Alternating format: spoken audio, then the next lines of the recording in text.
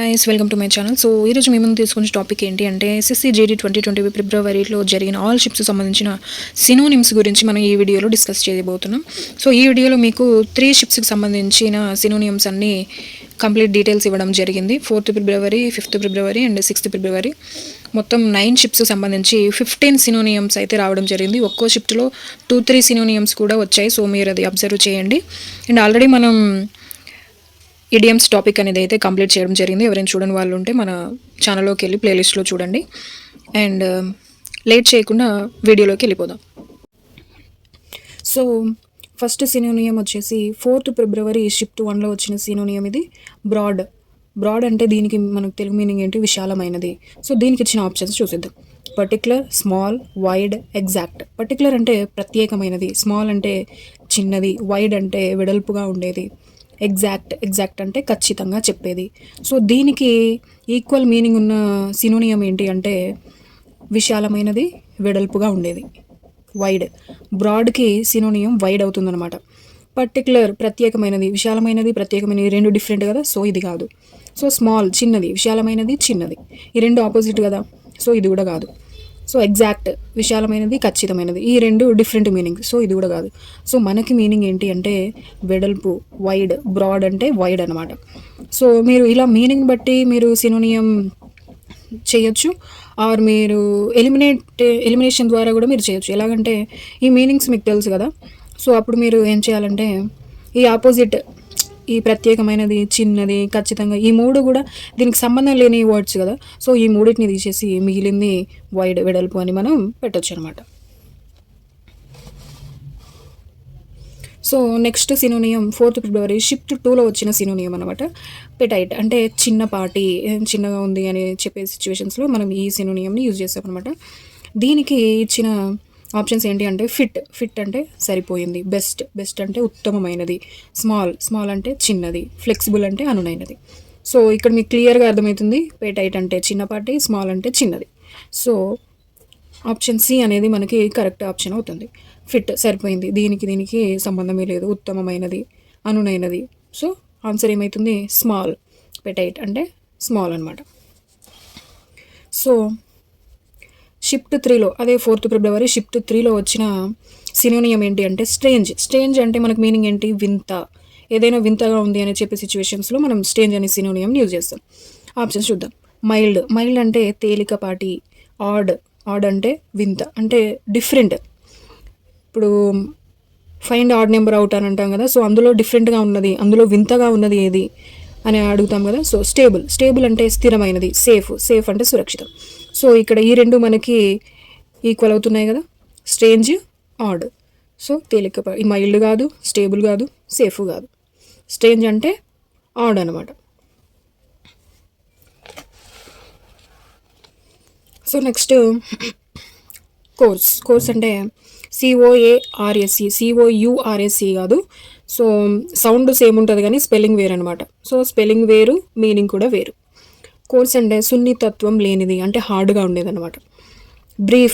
Options brief అంటే క్లుప్తంగా, rough అంటే కఠినమైనది, సెక్యూర్ అంటే సురక్షితమైన, హానెస్ట్ అంటే నిజాయితీ. సో ఇక్కడ మనకి సున్నితత్వం లేనిది అంటే హార్డ్ కదా, హార్డ్ అంటే రఫ్ కదా, సో ఈ రెండు ఈక్వల్ అవుతున్నాయి అనమాట. సో కోర్స్ అంటే రఫ్, బ్రీఫ్ కాదు, సెక్యూర్ కాదు, హానెస్ట్ కాదు. ఈ సినోనియం మనకి అదే 4th ఫిబ్రవరి షిఫ్ట్ 3లో వచ్చిందనమాట. షిఫ్ట్ 3లో 2 సినోనియమ్స్ వచ్చాయి, అబ్జర్వ్ చేయండి.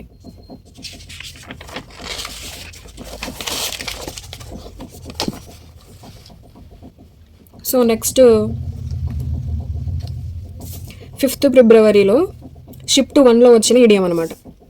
రెసిలియంట్ అంటే దృఢం అంటే స్ట్రాంగ్ అలా చెప్పుకోవచ్చు అనమాట. దీనికి ఆప్షన్ చూస్తే ఫస్ట్ ఆప్షన్ స్ట్రాంగ్ అంటే బలమైన, యాంటిక్ అంటే పురాతనమైన, కోర్స్ అంటే సున్నితత్వం లేని, మనకు ఇంతకుముందు ప్రీవియస్ సినోనియం ఇదే కోర్స్, సున్నితత్వం లేని, కంటెంట్ అంటే విషయం, ఏదైనా కంటెంట్ గురించి అంటే విషయం గురించి. సో అలా చూస్తే రెసిలియంట్ అంటే దృఢమైన కదా, సో స్ట్రాంగ్ అనేది మనకి కరెక్ట్ ఆప్షన్ అవుతుంది అనమాట. యాంటిక్ పురాతనమైన కాదు, కోర్స్ అంటే సున్నితత్వం లేనిది కాదు, కంటెంట్ విషయం కూడా కాదు. సో నెక్స్ట్ షిఫ్ట్ 2లో వచ్చిన సినోనియం ఏంటి అంటే అపార్షన్. అపార్షన్ అంటే పంచి కేటాయించడం. అంటే ఏదైనా సంథింగ్ ఒక 5 చాక్లెట్స్ ఉన్నాయనుకోండి, వాటిని ఈక్వల్‌గా 5 మెంబర్స్‌కి పంచడం అనమాట. సో, ఆప్షన్స్ చూద్దాం.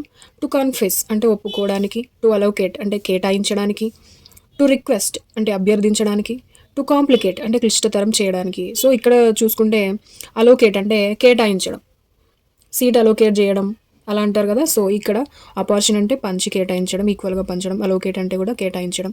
సో, ఈ ఆప్షన్ మనకి కరెక్ట్ ఆప్షన్ అవుతుందనమాట. కన్ఫెస్ ఒప్పుకోవడం కాదు, రిక్వెస్ట్ అభ్యర్థించడం కాదు, కాంప్లికేట్ క్లిష్టతరం చేయడం కూడా కాదు. సో, ఆప్షన్ ఏంటి? అపార్షన్ అంటే టు అలోకేట్ అనమాట. సో, నెక్స్ట్ రుడిమెంటరీ అంటే ప్రాథమికమైన అంటే మొదటిది అని చెప్పే సిచ్యువేషన్ అనమాట. దీనికి ఆప్షన్స్ ఏంటి అంటే ఇది కూడా మనకి షిఫ్ట్ 2లోనే వచ్చింది. 5th ఫిబ్రవరి షిఫ్ట్ 2లోనే వచ్చింది. సో, ఆప్షన్స్ ప్రిమిటివ్ అంటే ఆదిమమైన ఆర్ ప్రాథమికమైన అంటే మొదటిది, అండ్ ఎక్స్క్యూసైట్ అంటే సున్నితమైనది, క్రియేటివ్ అంటే సృజనాత్మకమైనది, మిస్టీరియస్ అంటే రహస్యమైనది. సో, ఇక్కడ మనకు క్లియర్గా తెలుస్తుంది ప్రిమిటివ్ అంటే మొదటిది, ప్రిమిటివ్ అలా అంటాం కదా. సో, రుడిమెంటరీ అంటే ప్రిమిటివ్ అనమాట. ఎక్సైట్ కాదు, క్రియేటివ్ కాదు, మిస్టీరియస్ కూడా కాదు. సో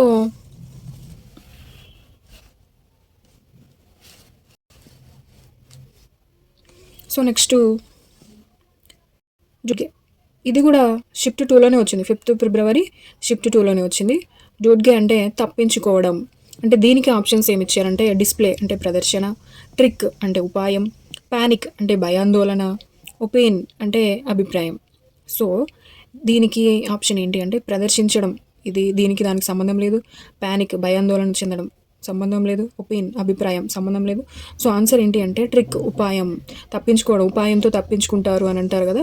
సో, అలాంటి సిచ్యువేషన్లో ఈ రెండు ఈక్వల్ అవుతాయి అనమాట. డూడ్గే అంటే ట్రిక్ అనమాట.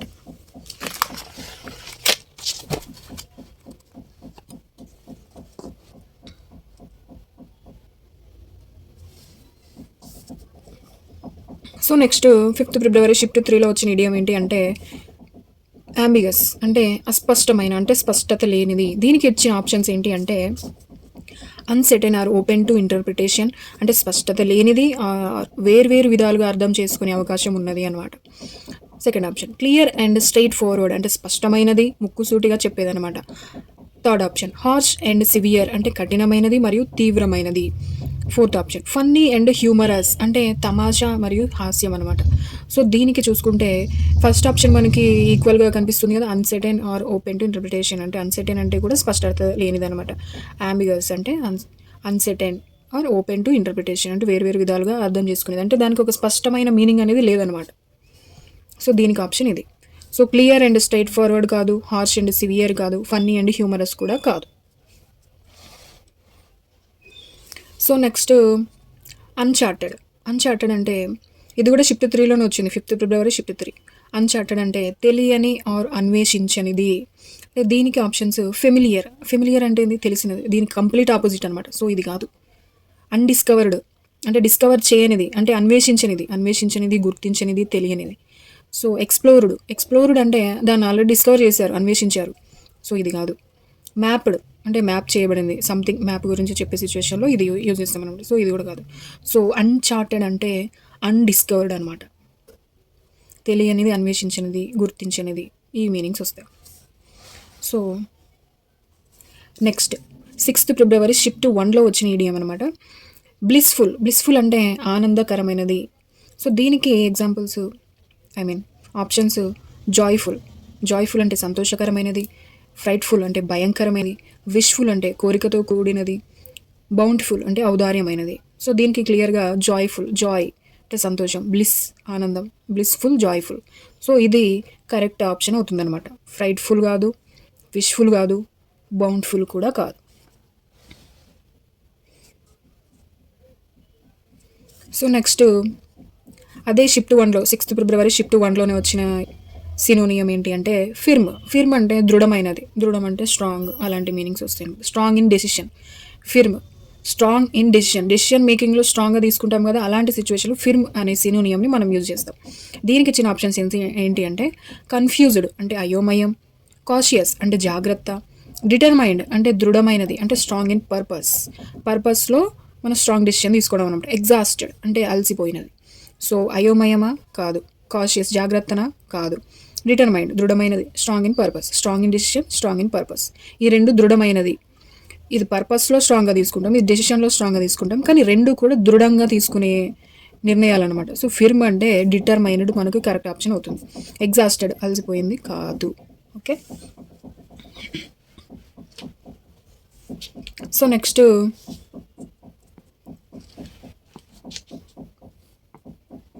ఎక్స్క్రిషియేటింగ్ అంటే తీవ్రమైన బాధ. ఇది షిఫ్ట్ 2లో 6th February షిఫ్ట్ 2లో వచ్చిన సినోనియం అనమాట.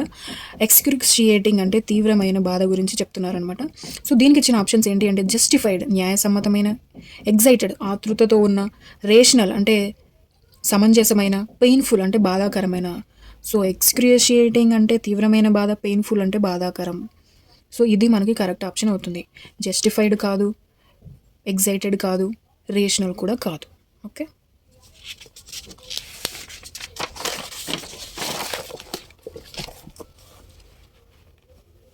సో నెక్స్ట్ కాంప్లియంట్ అంటే విధేయంగా, ఎవరికైనా మనం విధేయంగా వాళ్ళు చెప్పింది విని వాళ్ళకు లొంగి ఉండడం అనమాట. వాళ్ళు చెప్పిన ప్రతిదీ కూడా విధేయంగా మనం చేయడం. ఓకే, దీనికి ఆప్షన్స్ ఏంటి అంటే ఈ సినోనియం కూడా మనకి షిఫ్ట్ 2లోనే వచ్చింది, 6th February shift 2. Okay, complaining అంటే ఫిర్యాదు చేయడం, ఈల్డింగ్ అంటే లొంగిపోయే విధానం, డిఫికల్ట్ అంటే కఠినంగా ఉండడం, అడర్మెంట్ అంటే దృఢంగా ఉండడం. సో విధేయంగా ఉండడం అంటే లొంగిపోయి ఉండడం, వాళ్ళు చెప్పిన ప్రతిదీ మనం చేస్తున్నామంటే వాళ్ళకు లొంగిపోయి వాళ్ళ దగ్గర మనం విధేయంగా ఉంటున్నాం అనమాట. సో ఇది మనకి కరెక్ట్ ఆప్షన్ అవుతుంది. కంప్లైనింగ్ కాదు, డిఫికల్ట్ కాదు, అడామెంట్ కూడా కాదు. సో నెక్స్ట్ షిఫ్ట్ 3లో 6th February షిఫ్ట్ 3లో వచ్చిన సినోనియం ఏంటి అంటే ప్రిసైజ్ అంటే ఖచ్చితమైన, ఏదైనా ఖచ్చితంగా దేని గురించైనా ఖచ్చితంగా చెప్పే సిచ్యువేషన్స్లో మనం ప్రిసైజ్ అనే సినోనియంని మనం యూజ్ చేస్తాం. దీనికి ఇచ్చిన ఆప్షన్స్ ఏంటి, వర్గ్ అంటే స్పష్టత లేనిది, అంబియస్ అంటే రెండు అర్థాలు వచ్చేది, ఇది ఆల్రెడీ మనకి ఇంతకుముందు ఒక సినోనియం ఆప్షన్స్లో వచ్చింది. సో యాక్యురేట్ అంటే ఖచ్చితంగా చెప్పేది, అప్రాక్సిమేట్ అంటే దాదాపు అని చెప్పేదనమాట. సో ఇక్కడ మనకు చూసుకుంటే ప్రిసైజ్ అంటే యాక్యురేట్ ఖచ్చితంగా చెప్తున్నాం అనమాట. ఇది మనకు కరెక్ట్ ఆప్షన్ అవుతుంది. వ్యాగ్ కాదు, అంబియస్ కాదు, అప్రాక్సిమేట్ కూడా కాదు. సో మీకు ఇప్పటికీ 3 షిప్స్కి సంబంధించిన సినోనియమ్స్ అన్నీ మీకు టోటల్గా మనకు 15 సినోనియమ్స్ వచ్చాయి. 3 షిప్స్కి సంబంధించిన సినోనియమ్స్ మనం కంప్లీట్ చేయడం జరిగింది ఈ వీడియోలో. 4th February, 5th February and 6th February ఈ 3 షిప్స్కి సంబంధించి మనం టోటల్గా 15 సినోనియమ్స్ కంప్లీట్ చేయడం జరిగింది. సో టోటల్గా మీకు 14 షిప్స్ ఉన్నాయి కదా. సో ఇంకో 2-3 వీడియోస్లో మనకి సినోనియం కంప్లీట్ టాపిక్ అనేది కంప్లీట్ చేయడం జరుగుతుంది. ఆఫ్టర్ దట్ నేను యాంటోనియమ్స్ టాపిక్ స్టార్ట్ చేస్తాను. ఈ వీడియో మీకు నచ్చినట్లయితే ఇంతవరకు చేసినందుకు మీకోసం ఒక చిన్న ఎంకరేజ్మెంట్ కోసం లైక్ చేయండి, అండ్ మీలాగే ప్రిపేర్ అయ్యే మీ ఫ్రెండ్స్ కోసం షేర్ చేయండి, అండ్ ఇలాంటి మరిన్ని వీడియోస్ కోసం మన ఛానల్ సబ్స్క్రైబ్ చేయండి. మీకు ఏమైనా డౌట్స్ ఉన్నా, వేరే వీడియోస్ కావాలన్నా, వేరే టాపిక్స్ మీద మన కామెంట్ సెక్షన్లో కామెంట్ చేయొచ్చు. Until then, this is Renu signing off. Thank you.